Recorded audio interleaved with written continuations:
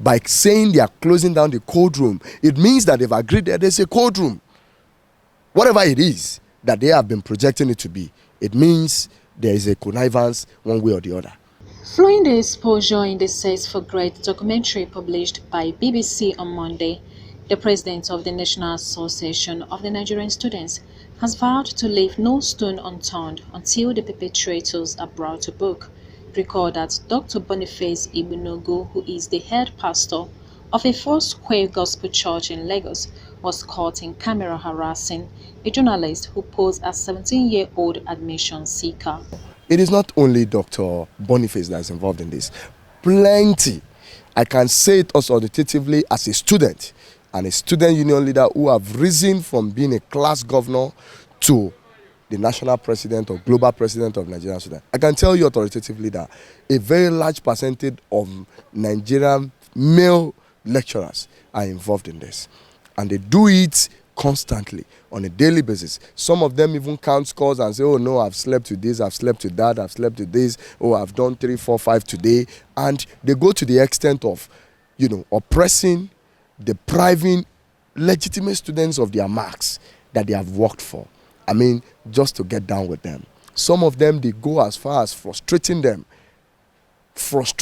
You can imagine a lecturer, whom you have passed this course, giving you carryover or E in that course, and as a female student you attempt to challenge, he will tell you, no, get out from my office, leave this, blah blah blah blah, and it goes further. There is no place you can even report to.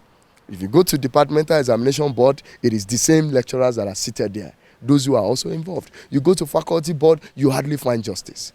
The university senate will not upturn anything that has been done in this by the lecturer. So we are glad that this is coming out, and Nigerian students under my leadership will leave no stone unturned until all lecturers desist from this act, whether they are in colleges of education, polytechnics, or universities. The time for this has come, for it to stop has come.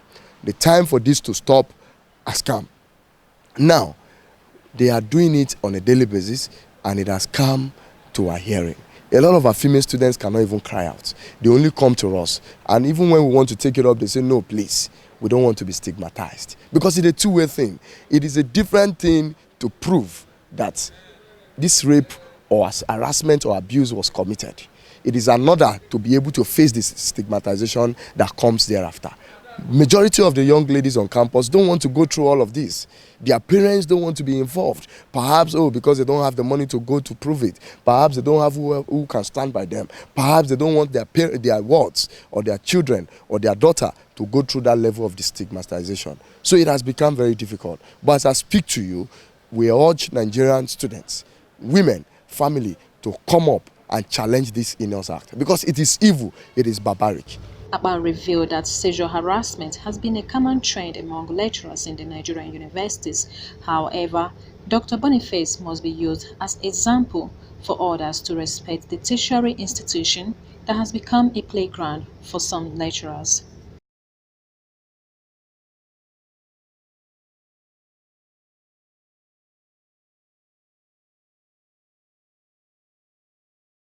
Even if you are an intelligent student, you still have to sleep with a lecturer before you can be awarded your marks. Enough of all of this. Nigerians must speak up, not only the students, but we are championing this cause, and we ensure that justice is done in not only the case of this young lady in the University of Lagos, but the other ones, including the one that happened in Fuoye against a minor who had even to go through abortion at the age of 17, confronting a man, a professor of over 50 years. Is it not evil for a man of over 50 years to be chasing about a teenager, a minor, just for sex, with the abundance of female everywhere in the world, everywhere in the community, that you don't even need to stress yourself. You just talk and, whatever. If it works, fine. If it doesn't, why do you need to oppress young female just to have sex with them? While emphasizing on the need to eliminate this menace, the students' leader said that he is imploring other victims to speak out. We have urged those who are victims to come out. First, in doing that, we'll cover their identity. For those who don't want to be made public, we'll cover their identity. Secondly, For those who want to be made public, who don't care, because a lot of them have told me personally, even between yesterday and this morning, that they are ready to come out. And they have facts, even beyond what has been shown by the lady who did the undercover report in BBC. That they have facts to prove this, but they have not had those to stand by them. Nans is ready to stand by them at this point in time, and we are going to do it. Then again, we are going to ensure that anybody that is fingered in this is not only drawn to where he has to face the law of the land, but is properly seen that justice is done in all these cases. Because a lot of our lecturers are involved in this. There could be deniers because it is difficult to prove. But as it stands now, Nigerian students, those who have been victimized, are ready to speak up. You can imagine, a lot of people who are even influential in the society today are telling us, come, I was a victim when I was a student. A very senior professor abused me. A very senior professor attempted to rape me. A very senior professor took me to a hotel and insisted on sleeping with me, otherwise I will fail courses. I mean, a lady was telling me from UNN this morning that it took God's intervention. She prayed heavily for the man to be sent on sabbatical so that she can just pass her course.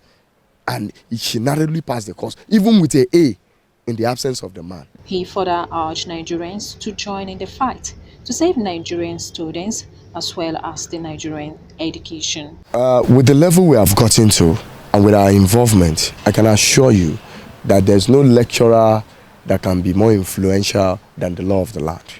There's no lecturer that can be more powerful than the people.